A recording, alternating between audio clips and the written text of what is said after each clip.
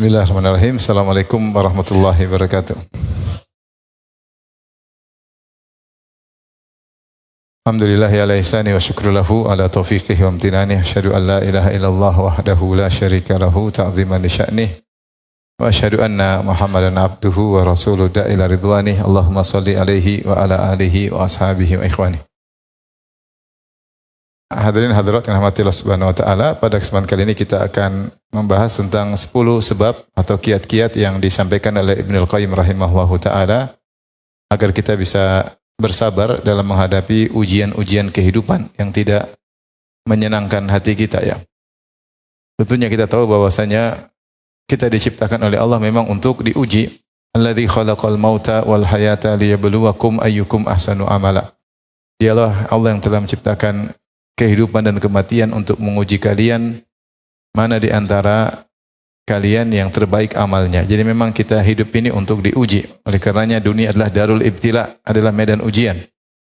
Allah juga berfirman tentang Allah menciptakan alam semesta untuk menguji kita. Kata Allah Subhanahu wa taala, "Wa huwal ladzi khalaqas samawati wal arda fi sittati ayyami wa kana 'arshuhu 'alal ma' liyabluwakum ayyukum ahsanu amala." Dan dialah Allah yang telah menciptakan langit dan bumi dalam waktu 6 hari. Dan ketika itu arsy-Nya sudah di atas air.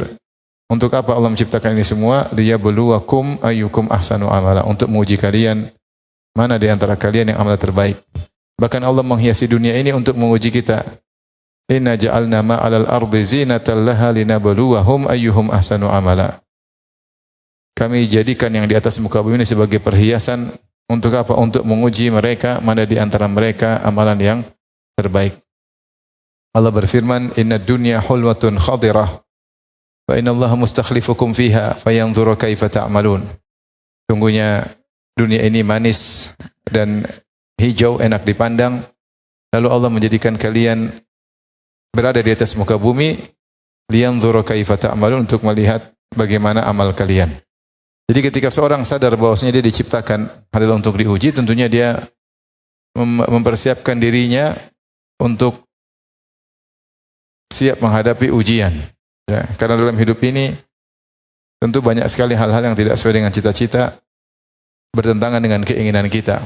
Sebagaimana Al-Mutanabbi berkata, "Ma kullu yatamannal mar'u yudrikuhu tajri riyahu bima la tashtahis sufunu." Betapa banyak atau tidak semua keinginan seorang terpenuhi. Betapa sering angin berhembus tidak sesuai dengan arah kapal berlabuh. Oleh karena seorang mempersiapkan dirinya untuk diuji. Dan persiapan itu namanya sabar. Namanya sabar. Seorang bersabar ketika diuji oleh Allah dengan hal-hal yang tidak dia sukai. Siapa yang bersabar maka dia yang dicintai oleh Allah. Wallahu yuhibbus sabirin. Allah mencintai orang yang bersabar. Siapa yang bersabar, dialah yang ditolong oleh Allah. Innallaha ma'as sabirin. Allah bersama orang-orang yang sabar. Ya. Siapa yang bersabar, itulah endingnya pasti indah. Kata Allah, "Fasbir innal aqibata lil muttaqin." Bersabarlah, sungguhnya kesudahan yang indah bagi orang-orang yang bertakwa. Nabi Yusuf berkata, "Innahu may yattaqi wa yasbir fa innallaha la yudhi ajral muhsinin." Siapa yang bertakwa dan bersabar, maka Allah tidak menyia-nyiakan ganjaran orang yang berbuat baik. Maka siapa yang sabar, dialah yang menang. Nah, bagaimana cara kita bersabar? Maka kita akan bacakan perkataan Ibnu Qayyim dalam kitabnya Thariqatul Hijratain. Beliau berkata, "Wa sabru 'alal bala yansha'u min asbabin adidah." Kata beliau, bersabar atas ujian-ujian dan musibah-musibah muncul dengan banyak sebab. Dengan banyak sebab. Kemudian beliau menyebutkan di antara sebab-sebab tersebut ada 10. Agar kita bisa bersabar. Ahaduha, di antara sebab-sebab tersebut, syuhudu jazaiha wa sawabiha. Yaitu seorang harus ingat betapa besar pahala sabar. Dan betapa tinggi balasan orang yang bersabar. Sabar disebutkan dalam Al-Quran sekitar 90 kali. Dan semuanya berisi perintah, berisi sanjungan, pujian, ganjaran. Maka seandainya Allah hanya sekali menyuruh kita bersabar dalam Al-Quran, maka sudah cukup kita melakukan amal tersebut. Bagaimana lagi jika Allah menyebutkan ternyata 90 kali sabar dalam Al-Quran. Dan ini menunjukkan betapa agung ibadah sabar. Betapa agung ibadah sabar. Oleh karenanya, jika amal soleh mengikuti kaedah al-hasanatu bi asyri amsalihha, satu kebaikan dilipat gandakan 10 kali, maka sabar keluar dari kaedah ini. Karena Allah berfirman, innama yuwaffas sabiruna ajrahum bighairi hisab. Sungguhnya orang-orang sabar pahala mereka disempurnakan tanpa hisab, Jadi pahala sabar sangatlah banyak. Oleh karena sabar adalah amalan yang paling agung, maka itulah amalan yang Allah pilihkan bagi para rasul. Semakin tinggi kedudukan seseorang, maka semakin besar ujian yang dihadapinya. Makanya Rasulullah SAW bersabda bahwasanya asyaddun nasi balaan al-anbiya, yang paling besar diuji adalah para nabi. Summa salihun, kemudian orang-orang saleh, summal amsal fal amsal, kemudian selanjutnya dan selanjutnya. Oleh karenanya para nabi semuanya diuji. Maka kenapa? Karena Allah ingin berikan mereka pahala sabar. Di antara dalil yang menunjukkan agar agungnya pahala sabar, kata Nabi SAW, innal abda latakuna lahul manzilatu indallah fama yablughuha bi amalin. Sungguh seorang hamba punya kedudukan di sisi Allah yang tinggi, tetapi amal solehnya ternyata tidak bisa mendongkraknya untuk masuk ke surga yang tinggi tersebut. Yaitu Allah lihat salatnya kurang ternyata. Allah lihat sedekahnya kurang, puasanya kurang, berbaktinya kurang. Untuk sampai derajat yang Allah tentukan buat dia tidak mampu untuk mendongkrak.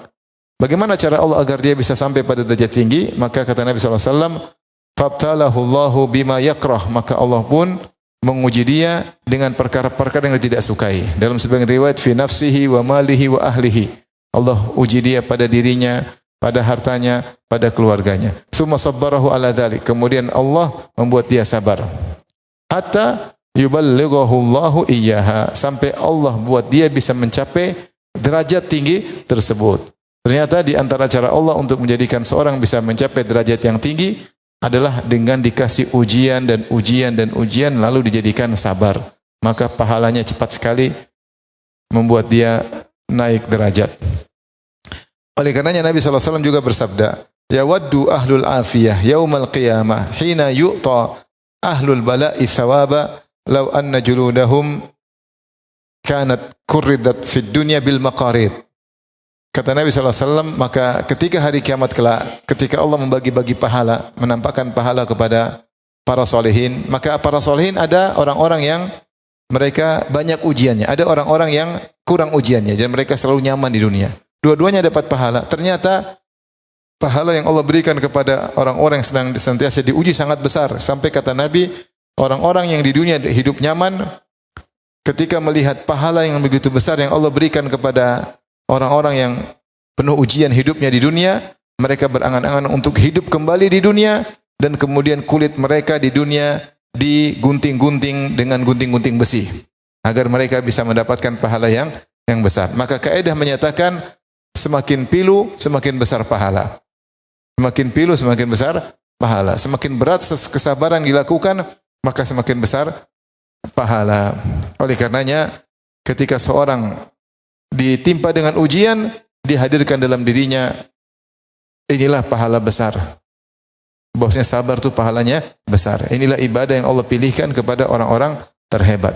Makanya orang yang paling banyak ujiannya Nabi Muhammad SAW. Sejak kecil sudah diuji. Lahir dalam kondisi yatim. Kemudian setelah berikutnya yatim piatu. Ya. Ibunya juga meninggal. Setelah itu hidup miskin, mengembala kambing. Dan seterusnya. Kemudian ketika berdakwah, tadinya dipuji, kemudian dicaci maki, dikatakan pendusta. Tadinya diberi gelar Al-Amin, orang yang sangat jujur, kemudian dikatakan pendusta. Dimusuhi oleh omnya, dimusuhi oleh sukunya sendiri. Akhirnya diusir dari kaumnya, diusir dari negerinya. Menikah dengan seorang wanita yang sangat dia cintai. Kemudian istri yang dicintai tersebut meninggal dunia. Anak-anaknya juga semua meninggal, kecuali Fatimah radhiyallahu ta'ala anha. Rasulullah punya anak 7, semuanya meninggal dalam kehidupan Nabi kecuali Fatimah. Ujian yang sangat berat. Diusir dari kaum, dari negerinya.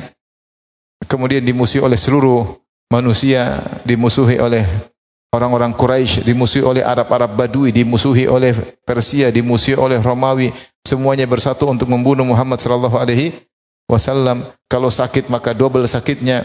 Tapi sahabat mengatakan, innaka tu'ak wa'kan syadida. Ya Rasulullah, engkau panasnya sangat parah. Kata Nabi sallallahu alaihi wasallam, "Na'am, inni u'ak kama yu'aku rajulani minkum." Saya kalau panas double, 2 kali lipat dari panas kalian. Ya, dan ujian Nabi sangat banyak. Kenapa? Karena dia adalah hamba yang terbaik. Hamba yang terbaik. Maka Allah pilihkan ibadah yang sangat baik bagi Nabi, itu ibadah sabar. Saking kerasnya ujian yang dihadapi oleh Nabi, sampai Allah turunkan surat-surat tentang nabi-nabi terdahulu. Bagaimana kisah mereka didustai, dimusuhi, ingin dibunuh. Kata Allah, "Wa kullan naqussu 'alaika min amba'ir rusuli ma nuthabbitu bihi fu'adak." Kami kisahkan kepada engkau wahai Muhammad kisah nabi-nabi terdahulu yang membuat engkau lebih tegar hatimu, ya. Dan demikian Allah berfirman, "Wasbir kama sabar ulul azmi minar rusul." Sabarlah engkau wahai Muhammad sebagaimana sabarnya para ulul azmi minar rusul, para rasul dari kalangan ulul azmi. Jadi agar kita bersabar, kita ingat ini pahalanya sangat besar. Mungkin lebih besar daripada kalau kita sholat malam, daripada kita baca Quran. Ini pahala sangat besar. Kaidahnya semakin pilu, semakin apa? Besar pahalanya. Dan pahala sabar tanpa batas. Tapi ini yang pertama. Yang kedua, seorang ketika diuji dengan ujian yang tidak menyenangkan, dihadirkan dalam dirinya, kata Ibnu Qayyim, "Ats-tsani syuhudu takfiriha lisayyiati wa mahwiha laha." Dia menghadirkan dalam hatinya bahwasanya ujian-ujian yang dia hadapi ini akan menghapuskan dosa-dosanya, akan menggugurkan dosa-dosanya. Dan kita tahu yang membuat kita masalah di dunia, apalagi di alam barzah, apalagi di akhirat, adalah dosa-dosa. Dan kita tahu betapa banyak dosa yang kita lakukan, yang kita cicil tiap hari. Dosa pandangan, dosa lisan, dosa pendengaran, dosa hati, banyak kita lakukan tiap hari. Apalagi kita berinteraksi dengan medsos. Apalagi sudah berhenti dengan medsos, tukang komentar lagi. Kita dosa tiap hari. Kita tahu kita sering istighfar, tapi belum tentu kita beristighfar dari semua dosa. Betapa banyak kita melihat pemandangan yang haram, lisan kita tidak beristighfar karena kita sudah terbiasa dengan maksiat tersebut. Oleh karenanya Allah punya cara untuk menggugurkan dosa-dosa. Di antara cara yang paling efisien untuk menggugurkan dosa-dosa adalah dengan dikasih apa? Musibah. Dengan dikasih musibah, hal yang tidak menyenangkan, maka dosa-dosa begitu mudah untuk terhapuskan. Kata Nabi SAW, "Ma yusibul abda min wasabin wala nasabin wala hammin wala hazanin wala adhan hatta syauka yushakuha illa kaffarallahu biha khotayahu."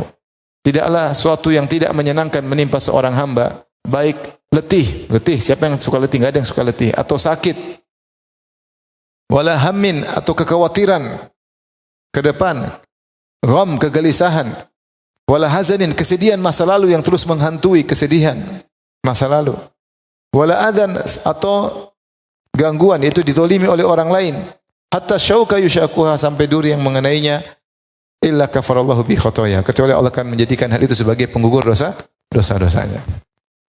Wala yazalul bala bi ahadikum fi nafsihi wa malihi wa ahlihi hatta yalqallaha wa laysa alaihi khotiyah. Senantiasa musibah menimpa seorang terus-menerus mengenai dirinya, mengenai jasadnya, mengenai keluarganya, mengenai hartanya, terus-menerus sampai dia bertemu dengan Allah tanpa dosa sama sekali.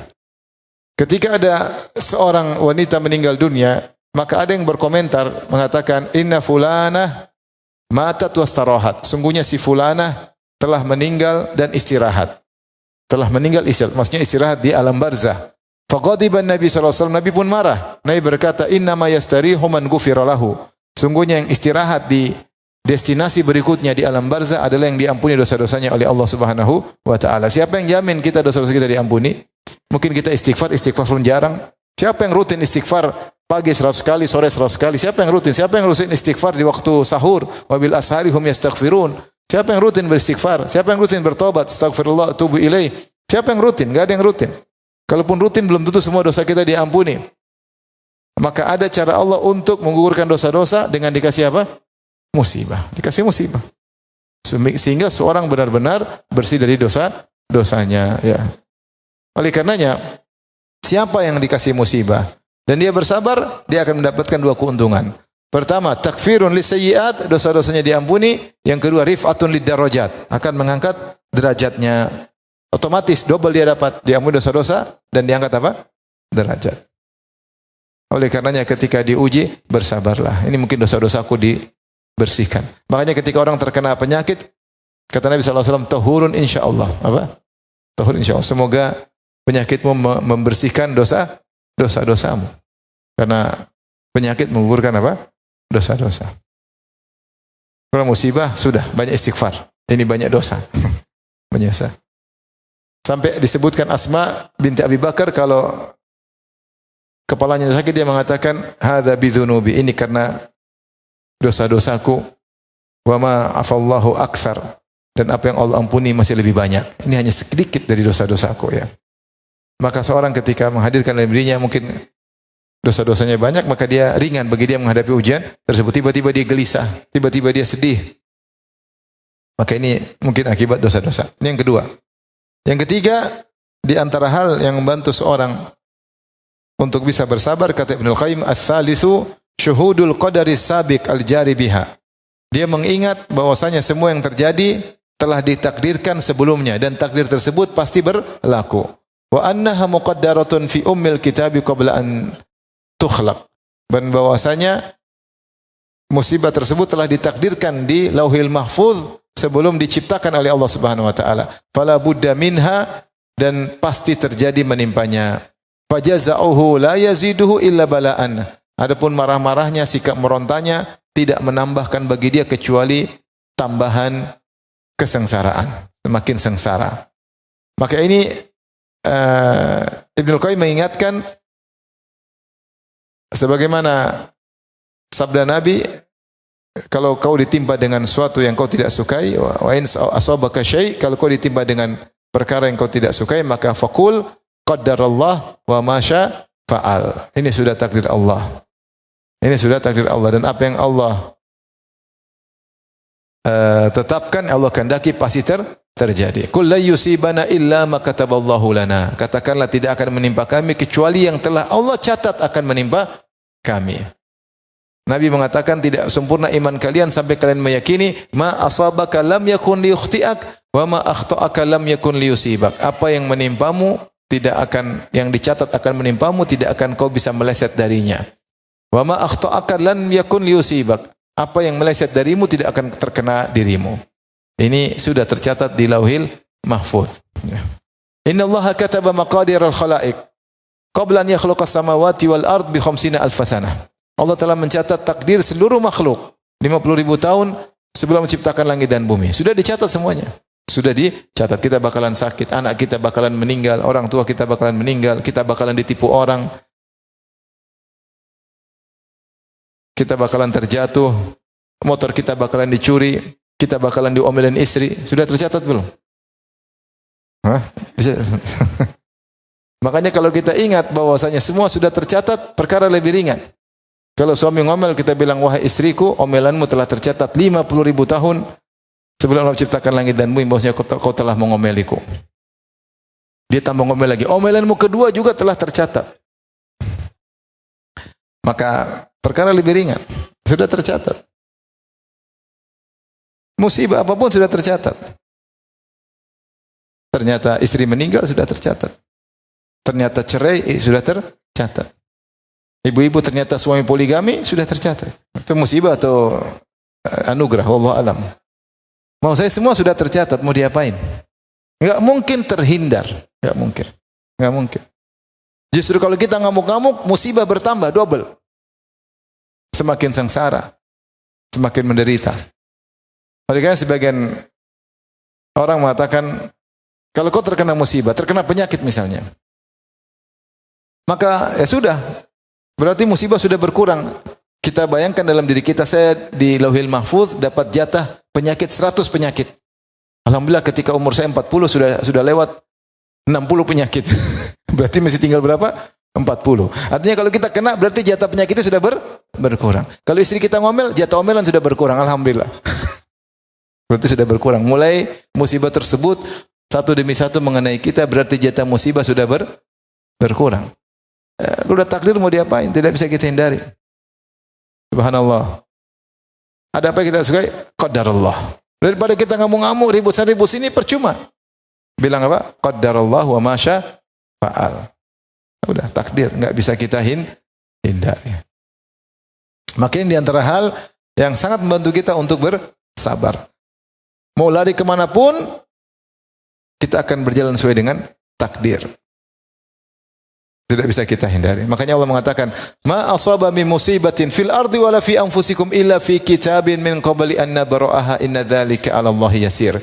Tidak ada musibah yang menimpa kalian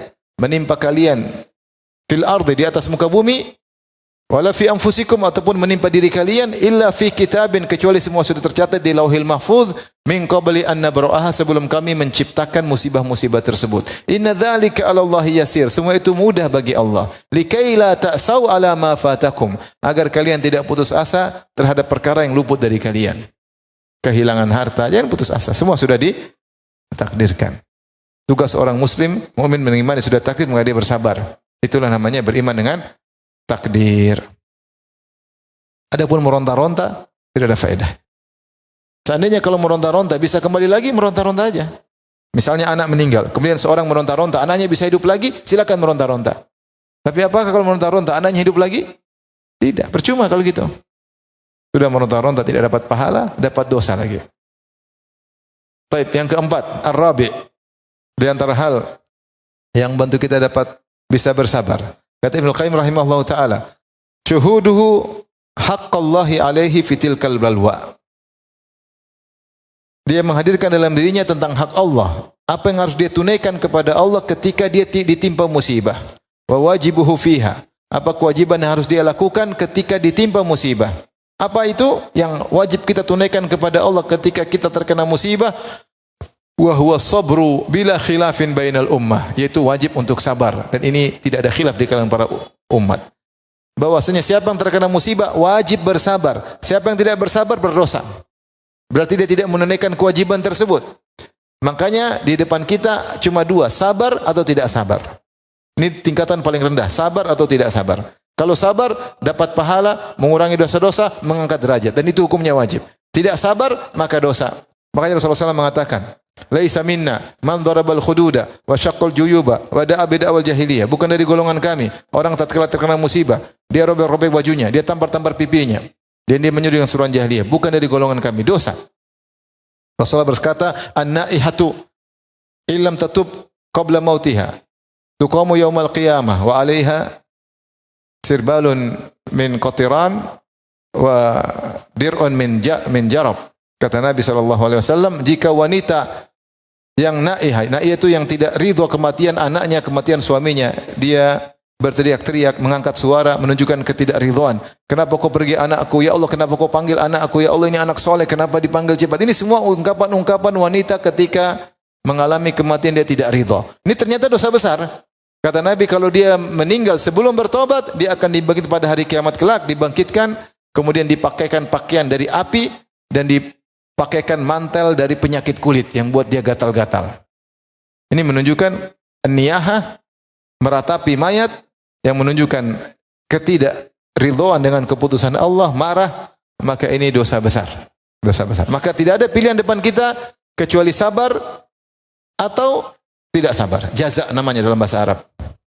Maka wajib kita tahu bahwasanya kewajiban kita ketika terkena musibah, wajib kita adalah sabar. Tidak ada khilaf di kalangan para ulama. Awis sabru war ridha ala ahadil qaulain. Bahkan sebagian ulama mengatakan bukan cuma sabar, wajib bagimu untuk ridha. Ini pendapat sebagian pendapat.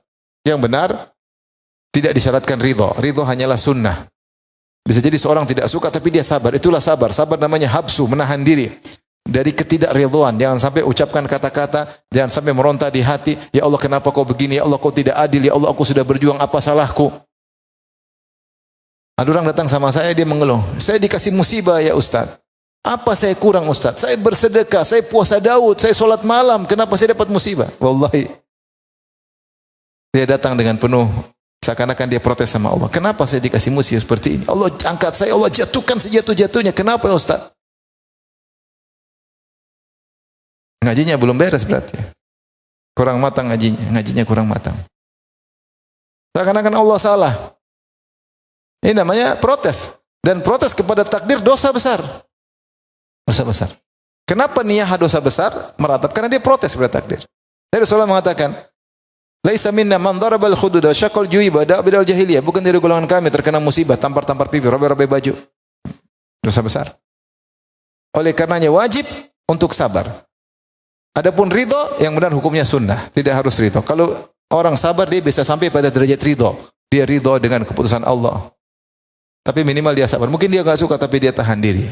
Dia tahan diri tersebut sudah dapat pahala. Maksakan diri, tahan diri. Mungkin dia enggak suka, namanya orang kena musibah, belum tentu suka. Tapi dia sabar, dia sabarkan. Itulah pahala besar dan itu wajib untuk dia lakukan. Fahuwa ma'murun bi ada'i haqqillahi wa ubudiyatihi alaihi fitilkal balwa. Maka dia diperintahkan untuk menunaikan hak Allah dan beribadah kepada Allah dalam musibah tersebut. Dalam musibah tersebut. Fala buddalahu minhu, dan wajib untuk dia lakukan untuk sabar. Wa illa tadha'afat alaihi, jika tidak maka musibah tersebut akan berlipat ganda menimpanya. Semakin parah, semakin terpuruk, semakin tersungkur, semakin terjatuh. Tapi kalau dia sabar dia akan kuat. Dia akan kuat. Maka ingat, kita tidak diberi pilihan oleh Allah. Pilihanmu cuma bersabar. Kalau kau bisa lagi ridho. Pilihan tidak sabar tidak dikasih pilihan, berdosa. Berdosa. Maka seorang harus ingat, ini wajib. Sabar hukumnya wajib. Yang kelima, ikhwan dan akhwat yang rahmatillah subhanahu wa ta'ala, syuhudu tarattubiha alaihi bidhambihi. Al-khamis, kata Ibnu Al-Qayyim rahimahullah, agar seorang bersabar, maka dia ingat bahwasanya dosa itu, bahwa musibah ini semua karena dosa-dosanya. Dia ingat bahwasanya syuhudu tarattubiha alaihi bidhambihi, bahwasanya musibah ini menimpanya karena dosanya. Kama qala ta'ala, wa ma asabakum min musibatin fabima kasabat aydikum. Allah berfirman, tidak ada musibah apapun menimpa kalian kecuali akibat perbuatan kalian. Wa hadza 'amun fi kulli musibatin daqiqatin wa jalilatin. Dan ayat ini umum karena Allah mengatakan wa ma asabakum min musibah. Musibah apapun. Maka umum mencakup musibah yang kecil maupun musibah yang besar. Mencakup seluruh musibah akibat dosa-dosa kalian. Kalau dia tahu bahwasanya seluruh musibah yang menimpanya karena dosa-dosanya, fayushghiluhu syuhudu hadha sababi bil istighfar alladhi huwa a'zamul asbabi fi raf'i tilkal musibah. Maka akhirnya menyibukkan dia untuk istighfar. Karena dia tahu tidak ada dosa yang menimpa, tidak ada musibah menimpa dia kecuali karena dosa. Maka ketika dia terkena musibah, dia sibuk beristighfar dan bertobat. Yang tobat dan istighfar merupakan sebab terbesar untuk diangkatnya musibah dari dirinya. Qala Ali bin Abi Thalib, Ali bin Abi Thalib radhiyallahu anhu berkata, "Ma nazala bala'un illa bi dzambin." Tidak ada musibah menimpa kecuali akibat dosa, wala rufi'a bala'un illa bi taubah, dan tidak diangkat musibah kecuali dengan bertaubat. Maka kalau kita ditimpa dengan musibah, kita banyak istighfar. Istighfar, astaghfirullah, astaghfirullah, atubu ilaih, astaghfirullah wa atubu ilaih. Agar musibah kita dihilangkan. Makanya ada ulama yang berkata, kalau ada seorang wanita, suaminya ngamuk-ngamuk, keluar rumah, istighfar aja, astaghfirullah, sampai dia kembali. Nanti dia kembali sendiri, istighfar, astaghfirullah, astaghfirullah, astaghfirullah, sampai suaminya kembali. Kalau dia kembali, jangan bilang, kenapa pulang? Disambut. Maka tidak ada musibah kecuali karena dosa, dan tidak diangkat musibah kecuali dengan apa? Istighfar. Maka seorang banyak beristighfar kepada Allah Subhanahu wa ta'ala. Dengan demikian ketika dia terkena musibah, dia menyibukkan diri untuk introspeksi diri, kesempatan untuk perbaiki dirinya. Saya banyak salah. Oleh karena di antara perkataan Ibnu Taimiyah yang indah, dia mengatakan, jika seorang dizalimi, harusnya dia ingat ini semua akibat dosa-dosa yang dia lakukan. Jika ternyata dia lupa untuk bertobat, lupa introspeksi diri, dan dia sibuk membantah orang tersebut yang mendoliminya, maka musibah lupa untuk introspeksi diri lebih dahsyat daripada musibah dizalimi orang. Kata Ibnu Taimiyah, musibah lupa untuk introspeksi diri, menganggap diri dia hebat,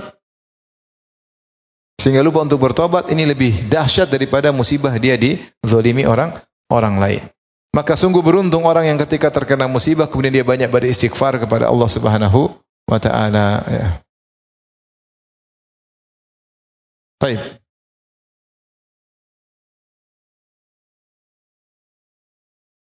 Pas keluar dari rumah motor hilang. Astagfirullah. Akibat apa? Dosa-dosa. Apa antum ragu antum punya dosa? Siapa yang ragu? Kita banyak dosa. Ada yang ragu? Enggak ada yang ragu. Ya udah, kena musibah, astagfirullah, tub ilaih. Karena dosa. Apapun. Sakit, tahur insyaallah. Alhamdulillah. Mudah-mudahan menghapuskan apa? Dosa-dosa. Apapun musibahnya. Jualan, dagang, bangkrut, astagfirullah. Ini akibat apa? Dosa-dosa. Allah punya cara untuk menghilangkan dosa-dosa. Maka kita berusaha introspeksi diri. Tapi kalau orang lupa diri, kamu sih nyalain orang, lupa menyalahkan dirinya sendiri, ini repot. Sehingga dia tidak pernah merasa kurang, dia selalu merasa sempurna. Sehingga dia berusaha mencari kesalahan pada orang lain. Dia lupa bahwasanya sumber kesalahan utama dirinya sendiri yang banyak dosa. Yang Allah datangkan musibah tersebut karena rentetan dari kesalahan-kesalahan dia. Maka yang perlu pertama dia perbaiki adalah dirinya sendiri sebelum dia menyalahkan orang lain. Baik. As-sadisu, yang keenam, sebab yang keenam. Kata Ibnu Qayyim rahimahullahu taala, ayya'lama anna Allah qad irtadaha lahu wa ikhtaraha wa qasamaha. Dia harus ingat bahwasanya musibah yang Allah timpakan baginya telah diridhoi oleh Allah untuk menimpanya dan telah Allah pilih untuk menimpanya dan Allah telah bagikan untuk dia. Ini semua takdir. Ma asaba musibatin illa biiznillah. Tidak ada musibah yang menimpa kecuali dengan izin siapa? Allah. Ketika Allah menimpakan musibah kepadamu, yakinlah ini pilihan Allah Subhanahu wa taala. Wa annal ubudiyyata taqtadi ridahu bima radiya lahu. Maka ketika seorang sadar dia adalah seorang hamba, mengkonsekuensikan dia ridha dengan kepilihan Allah untuk dia. Kenapa? Radiyalahu bihi sayyiduhu wa maulahu. Karena itulah yang dipilih oleh Tuhannya, yang telah dipilih oleh penciptanya, yang telah dipilih oleh yang mengatur kehidupannya. Ketika Tuhan memilihkan itu, hendaknya dia ridha dengan pilihan Allah Subhanahu wa taala. Ini yang seharusnya dilakukan. Makanya ada dikisahkan seorang salaf, dia berdoa, dia mengatakan, kalau Allah mengabulkan doaku, aku senang sekali. Tapi kalau Allah tidak kabulkan doaku, maka aku senang 2 kali. Kenapa? Karena aku tahu ternyata ini pilihan Allah untukku. Allah telah memilihkan untukku, tidak dikabulkan doa. Allah takdirkan yang lain, dan apa yang Allah pilih pasti lebih baik untukku daripada pilihanku. Paham? Teorinya mudah, prakteknya susah. Oh, enggak dikabulkan, berarti ini yang terbaik. Kemudian kita bahagia lagi. Kenapa? Karena semua yang kita minta kepada Allah, kalau tidak dikabulkan di dunia, dikabulkan di mana? Di akhirat. Pilih mana secara logika? Enak dikabulkan di dunia atau di akhirat? Secara logika, harusnya pilih dikabulkan di mana? Di akhirat. Karena di akhirat ganjarannya sangat besar. Tapi kita pinginnya dikabulkan di mana? Di dunia. Padahal lebih afdal mana? Di dunia apa di akhirat? Di akhirat. Tapi kita milih di dunia. Karena kalau kita berdoa tidak dikabulkan, sebenarnya kita harus senang. Pertama Allah pilihkan kita yang ini, berarti pilihan Allah yang lebih apa? Baik. Yang berikutnya bahwasanya akan dikabulkannya di mana? Di akhirat. Tapi demikianlah manusia, dia ingin lihat sesuatu yang real di depan matanya. Maka di sini Ibnu Qayyim mengatakan, kalau ingatlah bahwasanya apa yang menimpamu adalah pilihan Allah. Pilihan Allah. Dan pilihan Allah adalah yang terbaik. Allah telah ridha untuk memilihkan bagimu ujian ini. Maka hadapilah dengan baik dan berusaha ridha dengan pilihan Allah tersebut. Karena kau hanyalah hamba, sementara Allah adalah Tuhanmu yang menciptakanmu, yang tahu kemaslahatanmu, yang mengatur kehidupanmu. Kata Ibnu Qayyim, fa illam yufi hadzal maqama haqqahu, kalau ternyata dia tidak bisa menunaikan kedudukan ini, yaitu dia tidak bisa ridha, fa huwa li dha'fihi, itu karena lemah imannya. Fal yanzil ila maqami sabri 'alaiha. Kalau dia tidak bisa ridha, tidak mengapa dia sabar. Fa in nazala anhu nazala ila maqami dzulmi wa ta'addil haq. Adapun kalau dia tidak sabar, dia turun lagi kepada kedudukan yang tidak layak, yaitu kedudukan zalim dan melampaui kebenaran. Jadi Ibnu Qayyim mengatakan kedudukan tiga. Pertama ridho, ini yang paling top, ridho. Ridho dengan keputusan Allah. Ya.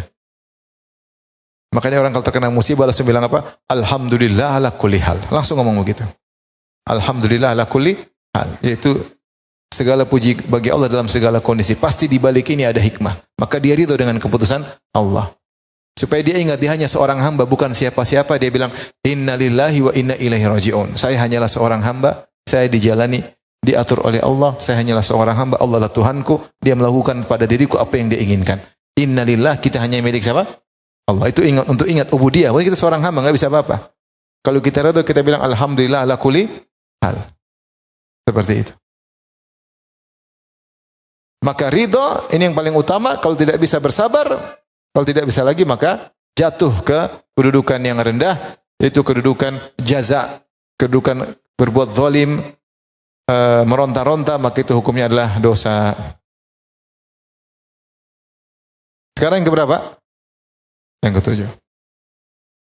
As-sabi'u, adapun yang ketujuh. Ayya'lam anna hadhil musibata hiya dawa'un nafi'un saqahu ilaihi at-tabibul alimu bimaslatihi ar-rahimu bihi. Dia harus ingat bahwasanya musibah yang menimpanya ini merupakan obat yang sangat bermanfaat yang telah dibawa kepadanya, digiring oleh tabib yang ahli, yang tahu betul tentang maslahatnya, yang sangat sayang kepadanya. Falyasbir ala tajarruhi, maka sabarlah untuk minum obat tersebut. Wala yataqayyahu, jangan dia muntahkan obat tersebut bitasakhutihi wa syakwahu, dengan marah-marah atau mengeluh. Fayadhhaba naf'uhu batilan, akhirnya manfaat obat tersebut sirna. Ibnu Qayyim ingin menjelaskan, bukankah yang mengujimu adalah Tuhan yang maha baik, yang maha sayang, yang paling tahu tentang kemaslahatanmu daripada dirimu sendiri?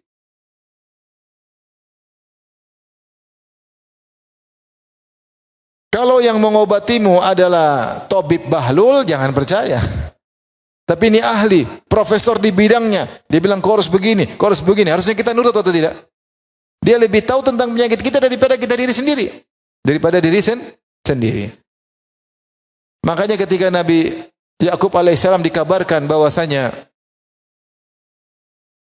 Yusuf hilang, Binyamin hilang, kakaknya tidak kembali, dia mengatakan, ya, fasabrun jamil. Saya hanya bisa sabar dengan sabar yang indah. Asallahu ayyatiyani bihi jami'an. Asallahu ayyatiyani bihim jami'an. Semoga Allah mendatangkan mereka semuanya kembali kepadaku. Innahu huwal alimul hakim. Dialah Allah yang maha mengetahui kondisiku, mengetahui anak-anakku, mengetahui yang terbaik untuk diriku. Al-Hakim, dan maha bijak. Pasti di balik ini pasti ada hikmah.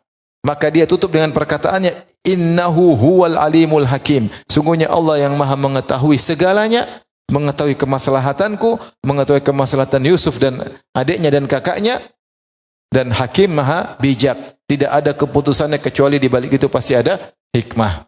Maka terimalah obat tersebut, karena obat tersebut didatangkan oleh zat yang paling tahu tentang kemaslahatanmu, yang paling sayang kepadamu.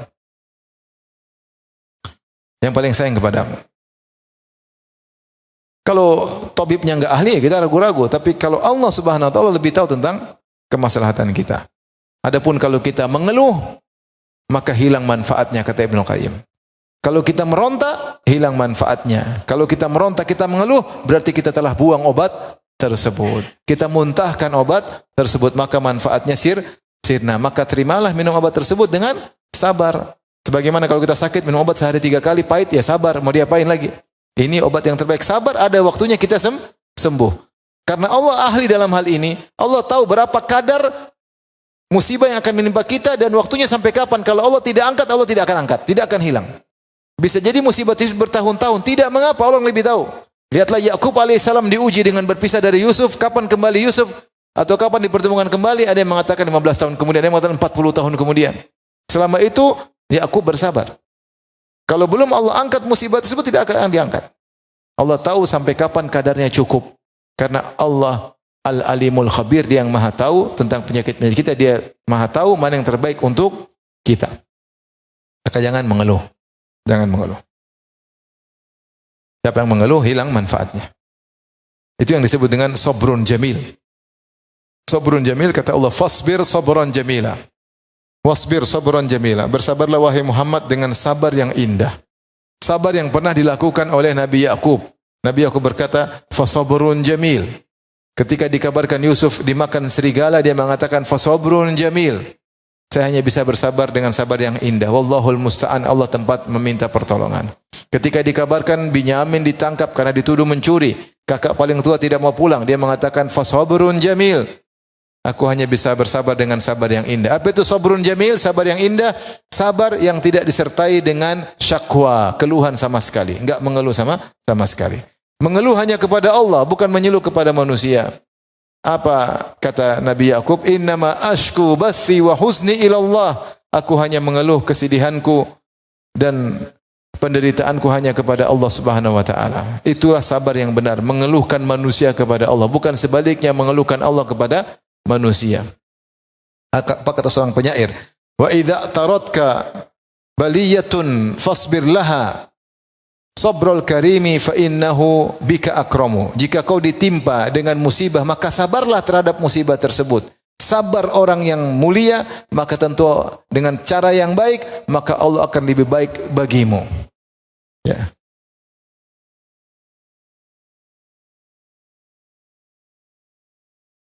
Wa idza syakauta ila bani Adam fa innama tashkur rahima ila alladzi la yarhamu.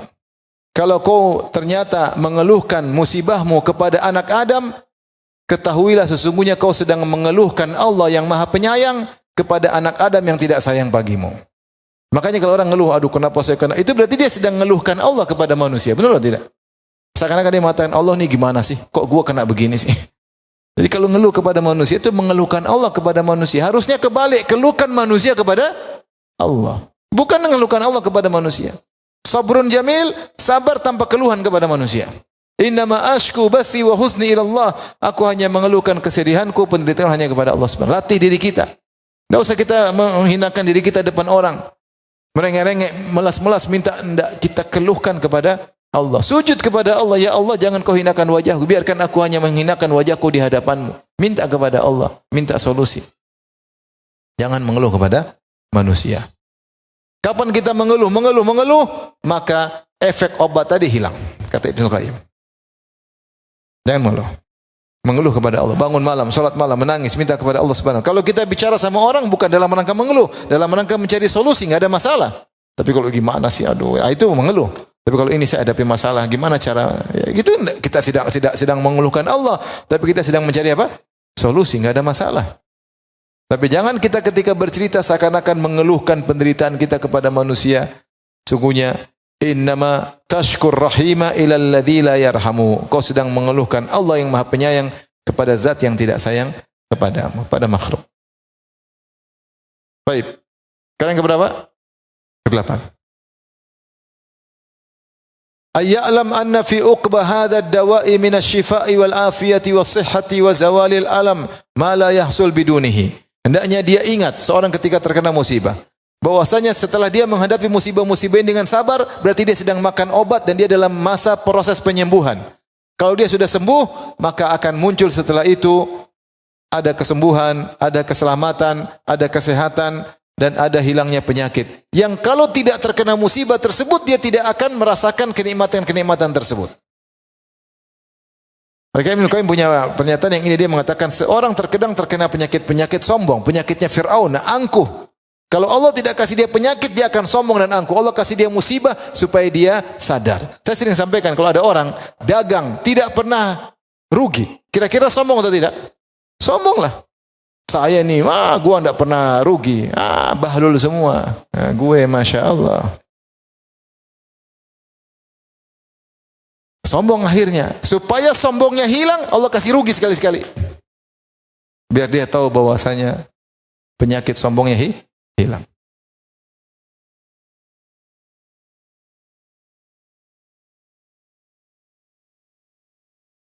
Seperti itu. Betapa banyak kita sering bersandar kepada kemampuan kita, bersandar kepada pengalaman kita, bersandar kepada fisik kita, bersandar kepada uang kita. Allah kasih musibah yang uang kita enggak bisa bikin apa-apa. Betapa kita sombong dengan jabatan kita. Allah kasih musibah yang jabatan kita tidak bermanfaat sama sekali. Supaya kita sadar kita ini bukan siapa-siapa. Jabatan hanya titipan, kesehatan hanya titipan. Bukan itu penentu. Yang menentukan hanya siapa? Allah. Seandainya tidak kita dikasih musibah, itu penyakit tidak bakalan hilang. Kita mengambil pelajaran dari musibah tersebut. Kata Ibnu Qayyim, seandainya kau tidak dikasih musibah, itu penyakit tidak bakalan hilang. Maka Allah punya cara untuk menghilangkan penyakit-penyakit tersebut dengan dikasih musibah. Kemudian beliau berkata, fa idza tala'ta atau fa idza tala'at nafsuhu karahiyata hadzal dawa'i wa mararatihi falyanzur ila aqibati wa husni ta'thirihi. Kalau tiba-tiba jiwanya jengkel dengan obat ini, kenapa begini terus, kenapa ini berkepanjangan musibah, dan dia lihat betapa pahitnya obat tersebut, maka dia lihatlah kepada penghujungnya, dampaknya. Qala ta'ala, Allah berfirman, wa asa an takrahu syai'an wa huwa khairul lakum. Bisa jadi kalian membenci sesuatu ternyata baik bagi kalian. Wa asa an tuhibbu syai'an wa huwa syarrul lakum. Bisa jadi sebaliknya, kalian suka sesuatu, cinta kepada sesuatu ternyata buruk bagi kalian. Wallahu ya'lamu wa antum la ta'lamun. Allah yang tahu, kalian tidak mengetahui. Allah juga berfirman, fa asa an takrahu syai'an wa yaj'allahu fihi khairan katsira. Bisa jadi kau benci sesuatu, ternyata Allah jadikan di balik kebencian tersebut banyak kebaikan. Dan ini ayat tentang muamalah suami istri. Kata Allah, fa in karihtumuhunna. Kalau kalian benci kepada istri kalian, perhatikan bapak-bapak. Fa in karihtumuhunna, kalau kalian benci istri kalian, fa asa an takrahu syai'an, bisa jadi kau benci pada istrimu, wa yaj'allahu fihi khairan katsira, ternyata banyak kebaikan di balik kebencianmu tersebut. Minimal antum tiap hari dapat pahala sabar. Istri ngomel tiap hari, sabar. Sabar. Pahala sabar terus. Salat malam enggak. Nonton bola iya. Allah kasih cara, tiap hari sabar, pahala bertumpuk-tumpuk tiap hari. Istriku yang melatih aku sabar. Makanya disebutkan ada seorang disebut buruk rupa nikah sama wanita cantik. Maka istrinya berkomentar, wahai suamiku, kita berdua masuk surga. Kata suaminya yang buruk rupa, kok bisa? Karena kau masuk surga bersyukur dapat saya, dan saya masuk surga bersabar dapat kamu. Subhanallah. Sabar. Dia nggak tahu dibalik. Ini terkait dengan suami istri. Fa in karihtumuhunna, kalau kalian benci kepada istri kalian, fa asa an takrahu syai'an, bisa jadi kebenci sesuatu, Allah jadikan kebaikan di balik itu. Dan banyak. Betapa banyak seorang suami yang sabar dengan istrinya yang suka ngomel, ternyata keluar anak yang sangat soleh. Di luar nalar dia, ini anak soleh banget. Kenapa? Karena sabar bapaknya kepada istrinya. Dengar bapak-bapak? Masuk telinga kanan, keluar telinga kiri. Atau enggak, kleng, enggak masuk sama sekali. Benar. Betapa banyak kita dalam hidup sehari-hari, kita dapat musibah, ternyata di balik itu ternyata manfaat banyak sekali. Cuma nggak mungkin kita ceritain, banyak sekali. Kalau kita renungkan, subhanallah, alhamdulillah, kalau saya nggak dekat musibah, mungkin saya nggak jadi begini. Banyak hal, banyak sekali. Terkadang Allah buka hikmahnya, terkadang Allah tidak buka apa? Hikmahnya. Apa hikmah yang sudah terbuka, kiaskanlah kepada hikmah yang tidak kita ketahui. Tapi di antara kasih sayang Allah, terkadang Allah buka hikmahnya.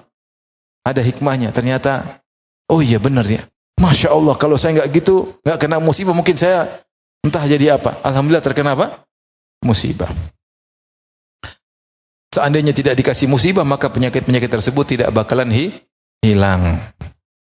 Qala al-qailu, berkata seorang penyair, la'alla utbaka mahmudun awaqibuhu wa rubbama sahhatil ajsamu bil ilalihi. Bisa jadi celaanmu kepadaku dampaknya indah. Memang kau celah saya, kau bongkar aibku, bisa jadi dampaknya indah. Wa rubbama sahhatil ajsam bil ilali, dan terkadang badan menjadi sehat dengan penyakit-penyakit, misalnya dengan kai. Kai itu sakit, tapi dengan kai tersebut ternyata badan menjadi sehat. Terkadang tubuh harus diamputasi untuk menyelamatkan jasad yang lain. Terkadang badan jadi sehat dengan dikasih sakit. Dan benar, terkadang orang mencela, ternyata Allah ingin kebaikan. Makanya seorang penyair berkata, "Idza aradallahu nasra fadilatin tuwiyat, ataha Allahu laha lisana hasudin." Kalau ternyata Allah Subhanahu wa taala ingin menampakkan kebaikan yang sedang terlipat supaya bisa terbongkar, maka Allah datangkan lisan yang hasad kepada seseorang. Dibongkar aibnya, dijelek-jelekin, ternyata Allah ingin bongkar kebaikan orang tersebut. Laulas ja'alun nar fima jawarat ma kana yu'rafu tibu arfil udi. Seandainya tidak ada kayu gaharu yang dibakar, maka tidak akan ketahuan aromanya kayu gaharu. Gimana aroma kayu gaharu bisa ketahuan? Dengan dibakar. Dan ini dibawakan tentang kisah Aisyah radhiyallahu anha. Aisyah ketika dituduh berzina dengan suami Sulami, ternyata di balik itu ada manfaat-manfaat besar, pujian-pujian kepada Aisyah radhiyallahu taala anha. Maka di sini bisa jadi kau celah saya, di balik celaan tersebut ada kebaikan, kesudahan yang indah. Sebagaimana jasad terkadang dilukai ternyata untuk menyelamatkan bagian tubuh yang lainnya. Maka seorang kalau terkena musibah dia ingat bisa jadi kau benci sesuatu ternyata itu baik bagimu. Paham? Ikhwan, paham akhwat? Ini bukan bapak saya, ibu juga. Terkadang terkena musibah ternyata suaminya begini dan begitu. Sabar. Bisa jadi kau benci sesuatu ternyata baik bagimu. Ingat kaidah menyatakan bahwasanya pilihan Allah pasti yang terbaik. Itu hanya berlaku bagi yang sabar. Saya ulangi. Ibnu Qayyim sudah sebutkan tadi. Kalau kita terkena musibah berarti siapa yang milih musibah tersebut? Allah. Yang ridha untuk kita siapa? Allah. Maka pasti hasilnya baik. Yang penting kau minum obat tersebut dengan baik, jangan kau muntahkan. Berarti kalau kau muntahkan dengan marah-marah dan mengeluh, maka tidak jadi baik. Maka kaidah mengatakan pilih orang terbaik itu bagi yang sabar. Kalau enggak sabar bisa musibah, tambah parah, tambah hancur, tambah semakin jauh dari Allah, semakin binasa. Betapa banyak orang enggak sabar bunuh diri. Bagus hasilnya? Enggak bagus. Kenapa tidak? Kalau dia sabar, pasti bagus ujungnya, pasti. Demi Allah pasti bagus. Cepat atau lambat dia akan tahu bahwasanya kesabarannya pasti mengantarkan kepada kebaikan. Cuma itu hal yang gaib. Allah punya cara sendiri untuk mengantarkan kepada kebaikan. Nabi Yusuf mana tahu dia bakalan jadi seorang bangsawan. Dia enggak tahu. Allah tidak bongkar. Nanti ketahuan setelah sekian tahun baru tahu dia jadi bangsawan gara-gara silsilah rentetan musibah tersebut. Dihasati oleh kakaknya, dibuang dalam sumur, dijual jadi budak, dipenjara, baru jadi bangsawan. Dia tidak tahu kalau Allah bongkar itu, hasilnya tentu dia senang-senang saja, dilempar di sumur. Oh iya, saya kan menjadi bangsawan. Dijual saya kak, jual saya kak. Karena mau jadi bangsawan harus dijual dulu. Yusuf enggak tahu. Dan itu hikmah Allah tutup, karena itulah ujian. Kalau Allah bongkar bukan tidak ada ujian lagi. Tetapi kita harus tahu orang sabar pasti endingnya indah. Makanya Yusuf alaihissalam berkata, "Innahu may yattaqi wa yasbir, fa innallaha la yudhi'u ajral muhsinin." Sungguhnya siapa yang bertakwa bersabar, Allah tidak akan menyia-nyiakan ganjaran bagi orang yang berbuat baik. Harus yakin itu. Tapi syaratnya harus apa? Sabar. Jangan ngeluh sama orang, apalagi ngeluh di Facebook. Sedikit-sedikit bikin status. Apalagi ibu-ibu, tahu bikin apa? Status. Tahu ada gambar love kena panah. Ada apa, Enggak apa-apa. Kenapa, Enggak, saya enggak mau mengeluh, cuma mau kasih tahu. Tahu gambar love terbelah dua. Ada apa terbelah dua? Tahu gambar layangan putus. Kenapa layangan putus, Bu? Mengeluh terus di status, rubah status. Apa seperti ini? Ini ngeluh sama manusia. Ini faedah sabar hilang. Obat tadi hilang. Manfaatnya sirna. Baik, kita lanjutkan at-tasi', kata Ibnu Qayyim rahimahullah taala yang ke-9, an ya'lama anna al-musibata ma ja'at lituhlikahu wa taqtulahu. Hendaknya dia tahu bahwasanya musibah yang datang bukan untuk membinasakannya dan untuk membunuhnya. Wa inna ma ja'at litamtahina sabrahu wa tabtaliyahu. Tetapi datang adalah untuk menguji kesabarannya. Fayatabayyanu hina idzin hal yasluhu listikhdamihi wa ja'alihi min awliyaihi. Ketika setelah diuji akan jelas apakah dia pantas untuk dipilih oleh Allah menjadi wali-walinya wa hisbihi amla, ataukah tidak pantas menjadi wali-wali Allah Subhanahu wa taala. Fa in thabata, kalau ternyata dia sabar, istafahu wa jtabahu, maka Allah akan pilih dia. Aku akan istifa dia, pilih dia menjadi walinya. Wa khala'a alaihi khila'al ikram, dan Allah akan membuat dia memakai pakaian-pakaian kemuliaan. Wa albasahu malabisal fadli, dan Allah akan buat dia memakai gaun-gaun keutamaan. Wa ja'ala awliya'ahu wa hizbahu khadaman lahu, bahkan Allah menjadikan wali-wali Allah akan berkhidmat kepadanya. Wa aunan lahu, dan akan menolongnya. Wa in qalaba ala wajhi wa nakasa ala aqibaihi turid, kalau ternyata ketika diuji dia berbalik, dia mundur ke belakang, maka dia akan diusir oleh Allah Subhanahu wa taala. Wa sufiqa qafahu wa uqsiya, dipukul di belakang lehernya, tidak pantas jadi wali-wali Allah. Wa tadafa'at alaihi musibah, dan musibah akan berlipat ganda menimpanya. Kalau dia ngamuk, marah-marah, tidak pantas jadi wali Allah Subhanahu wa taala. Wa huwa la yash'uru fil hali bitadaufiha. Sementara dia tidak sadar bitadaufiha wa ziyadatiha. Ternyata kalau dia ngamuk, dia meronta, semakin bertumpuk-tumpuk musibahnya dan semakin bertambah-tambah musibahnya. Walakin saya alamu ba'da dzalik bi anal musibata fi haqqihi sarat masaib. Akan tapi dia akan tahu setelah ini bahwasanya musibah yang menimpanya, kalau dia tidak sabar, dia meronta-ronta, ternyata musibah tersebut menjadi berlipat ganda. Kama ya'lamu sabiru anal musibata fi haqqi sarat ni'aman adidah. Sebagaimana orang yang sabar di kemudian hari dia akan sadar bahwasanya musibah yang menimpanya tadi satu musibah ternyata menimbulkan berbagai macam anugerah Allah Subhanahu wa taala. Itu benar. Banyak anugerah gara-gara satu musibah. Wa ma baina hatainil manzilatainil mutabayyinataini illa sabru sa'atin. Dan tidaklah kedua kedudukan ini yang saling kontras, yang saling bertabrakan, kontradiksi, kecuali yang menentukan sabar sesaat. Wa tasji'ul qalbi fi tilkal sa'ah, dan memotivasi hati untuk sabar di waktu tersebut. Kalau dia sabar, dia mendapat kedudukan yang tinggi. Kalau dia tidak sabar, jatuh kedudukan yang rendah. Wal musibatu la budda an tuqla an hadha wa hadha. Dan musibah akan hilang. Musibah itu seperti cuaca, musim panas akan datang dan pergi, musim dingin akan datang dan pergi. Seperti cuaca, kata Ibnu Taimiyah rahimahullah. Akan hilang dari yang ini dan hilang dari yang itu. Akan hilang dari yang bersabar dan akan hilang dari yang tidak bersabar. Cuma hasilnya berbeda. Walakin tuqla'u an hadza bi anwa'il karamat wal khairat, dicabut dari orang yang bersabar dengan digantikan berbagai macam kemuliaan dan kebaikan. Wa anil akhar bil hirmani wal khidlan. Adapun satunya tidak sabar, musibah hilang, tapi tertimpa dengan kehinaan dan kerendahan dan terhalang dari berbagai macam kebaikan. Dzalika taqdirul azizil alim. Dan ini adalah pengaturan Allah yang Maha Perkasa dan Maha Mengetahui. Wa fadlullahi yu'tihi man yasha, dan karunia Allah berikan kepada yang siapa Allah kehendaki. Wallahu dzul fadlil azim, dan Allah pemilik karunia yang agung. Maka ini peringatan dari Ibnu Qayyim rahimahullahu taala. Kau diuji oleh Allah untuk naik kelas. Kalau kau sabar, naik kelas. Kau sabar, dinaik kelaskan. Sabar-sabar kau jadi wali Allah. Tidak ada orang jadi wali Allah kecuali melewati musibah-musibah. Mana ada wali Allah senang-senang terus. Semua dikena musibah. Kata Nabi, innama huffatil jannatu bil makarih. Surga diliputi dengan perkara-perkara yang tidak menyenangkan. Kau ingin masuk surga, ingin jadi wali Allah, pasti melewati perkara-perkara yang tidak menyenangkan. Pasti.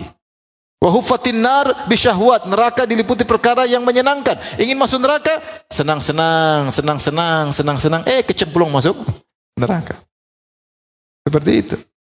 Mustahil jadi seorang wali tidak diuji. Pasti diuji ujian-ujian yang berat. Pasti diuji. Maka kalau kau bersabar, kau bisa menjadi wali Allah. Kalau kau tidak bersabar, maka rendahlah kedudukanmu. Terserah dirimu. Maka ujian kau harus sadar adalah musibah, adalah ujian yang menentukan bagaimana masa depanmu. Yang terakhir, al-ashir, yang ke-10. An ya'lama anna Allah subhanahu yurabbi abdahu ala sarra'i wa dharra' wa ni'mati wal bala'. Dia sadar, dia harus mengerti bahwasanya Allah membimbing hambanya dengan ujian kesenangan dan ujian kesusahan. Dengan kenikmatan dan penderitaan. Fayastakhriju minhu ubudiyatahu fi jamil ahwal. Maka Allah ingin hamba ini beribadah kepada Allah dalam segala kondisi. Dia tetap beribadah kepada Allah ketika dalam kondisi senang, dalam kondisi sulit pun dia tetap beribadah kepada Allah Subhanahu wa taala. Fa innal 'abda 'alal haqiqati man qama bi ubudiyatillah ala ikhtilafil ahwal. Hamba Allah yang sesungguhnya tetap beribadah kepada Allah dalam suka dan duka, dalam senang dan susah, dalam kenikmatan dan penderitaan, tetap beribadah kepada Allah. Wa amma abdu sarra'i wal afiyati alladhi ya'budullah ala harfin. Adapun orang yang hanya menjadi hamba Allah ketika senang, ketika nyaman, yang beribadah kepada Allah hanya di ujung. Fa in asabahu khairat ma'an nabi, kalau dapat kesenangan maka dia nyaman. Wa in asabatu fitnatun inqalaba ala wajhi, tapi kalau ditimpa dengan musibah maka dia berbalik. Falaysa min abidihi alladhina ikhtarahum li ubudiyati. Maka ini bukan dari hamba-hamba Allah yang Allah pilih untuk beribadah kepada Allah dengan ibadah yang sungguhnya. Wala raiba anal iman alladhi yathbutu ala mahaqqil ibtila wal afiyah wal imanun nafi' waqtal hajah. Dan tidak diragukan, iman yang tetap tegar ketika sedang dalam kondisi ujian dan juga dalam kesenangan, tetap tegar imannya, itulah iman yang bermanfaat di waktu dibutuhkan iman tersebut. Wa amma imanul afiyah fala yakadu yashabul abda wa yuballighuhu manazilal mu'minin. Adapun iman ketika musim senang saja dalam kondisi nyaman, maka ini hampir-hampir tidak bisa mengantarkan hamba kepada manzilah kaum mukminin. Wa inna ma yashabu imanun yathbutu alal bala wal afiyah. Yang bisa mengantarkan dia pada derajat yang tinggi adalah iman yang tegar dalam suka dan duka, dalam nikmat dan kesengsaraan. Itu peribadatan yang sungguhnya. Maka jadilah hamba yang sungguhnya, yang mengenal Allah dalam kondisi sulit maupun dalam kondisi lapang. Bukan yang kenal Allah lapang saja, sulit tidak kenal Allah. Bukan. Dia mengenal Allah dalam kondisi kedua-duanya. Kemudian Ibnu Qayyim menutup nasihatnya, beliau berkata,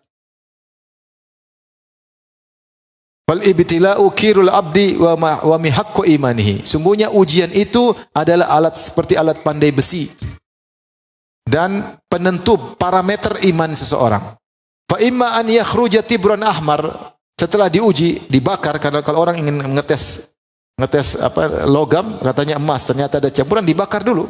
Dibakar, maka kelihatan kalau sudah dibakar apakah akan keluar jadi lempengan emas yang murni, yang siap atau yang sudah cair, yang siap untuk dibentuk benar-benar emas. Wa imma an yakhruja zagalan mahdhan, atau akan keluar menjadi kotoran, ternyata ini kotoran semuanya. Ternyata ini semua adalah kotoran, setelah dibakar ketahuan ini palsu semuanya.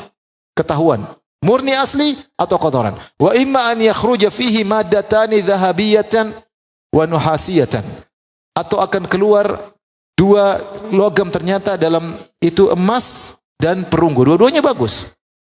Kotoran sudah hilang. Setelah dibakar emas dan perunggu, ternyata tidak emas murni, masih ada perunggunya.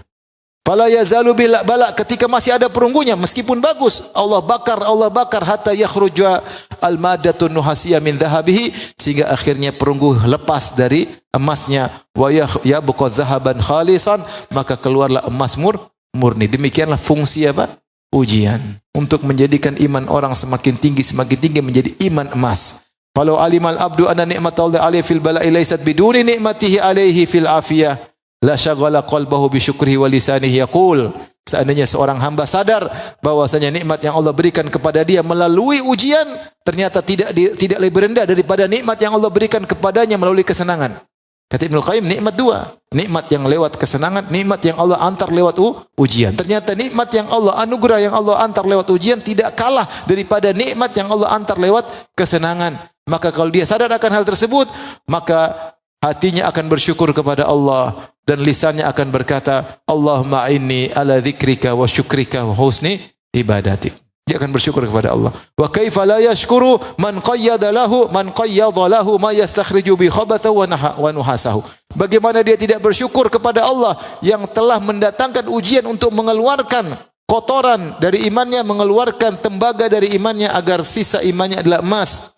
Wa yusayyiruhu tibran khalisan, sehingga menjadikan dia lempengan emas yang murni, yasluhu li mujawaratihi wa nadhar ilaihi fi darihi, yang emas murnilah yang pantas untuk berdampingan dengan Allah di surga dan untuk memandang wajah Allah Subhanahu wa taala di surga kelak.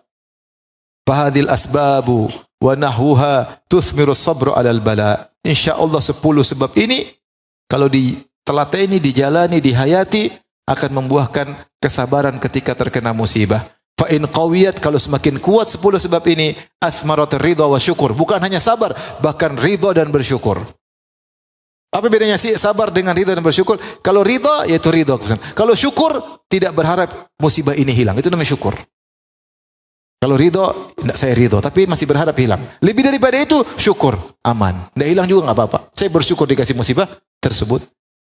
Fanas'alullah an yasturana bi afiyatihi, kita berharap Allah menutup aib-aib kita dengan keselamatan dari Allah, wala yafdhahana bi ibtilaihi bimanni wa karami, dan semoga dengan karunia-Nya Allah tidak membongkar aib kita ketika kita diberi ujian oleh Allah Subhanahu wa taala.